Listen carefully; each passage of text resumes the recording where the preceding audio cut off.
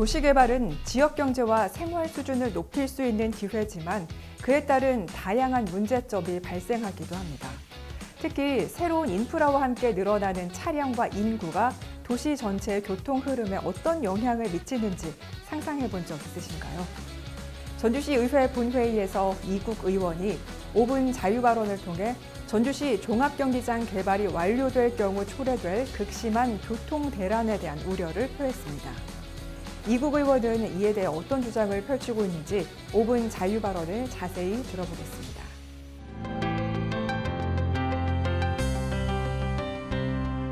저는 오늘 종합경기장 개발로 예상되는 교통 혼잡을 해결하기 위해 교통개선 대책 조기 수립을 촉구하고자 이 자리에 섰습니다.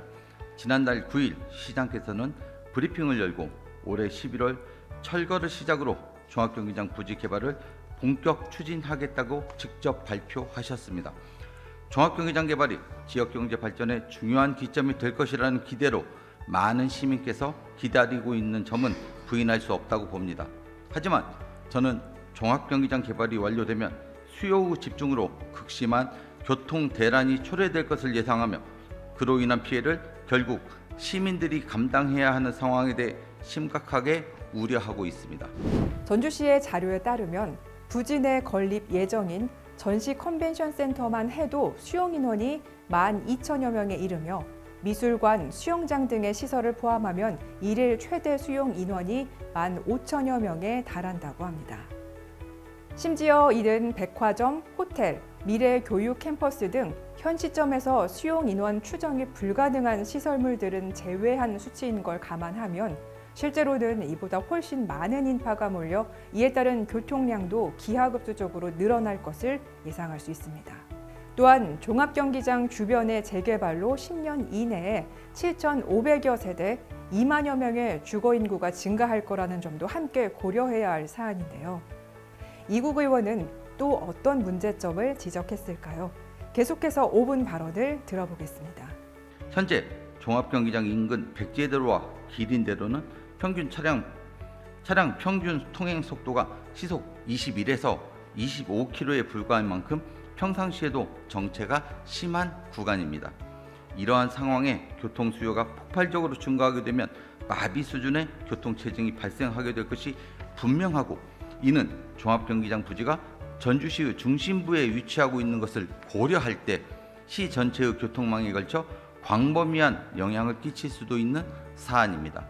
그런데 전주시는 뻔히 예상되는 교통 체증에 대해 어떠한 대책을 마련하고 있습니까? 집행부에 따르면 마이스 복합단지 개발 사업에 따른 교통 영향 평가 용역을 이번 달부터 추진할 예정이고, 인근 백제대로에 지하차도와 상부 광장을 조성하는 방안을 교통 개선 대책으로 검토 중이라고 합니다.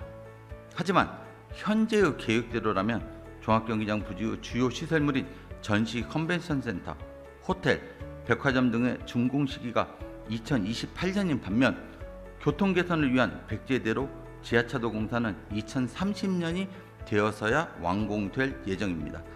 즉 이대로라면 설령 집행부 계획대로 공사들이 착착 진행된다 하더라도 최소 2년이라는 기간 동안 백화점과 기타 시설로 인한 교통량 급증에 더해 지하차도 공사로 인한 도로 통제로 시민들이 고통받아야 한다는 것입니다.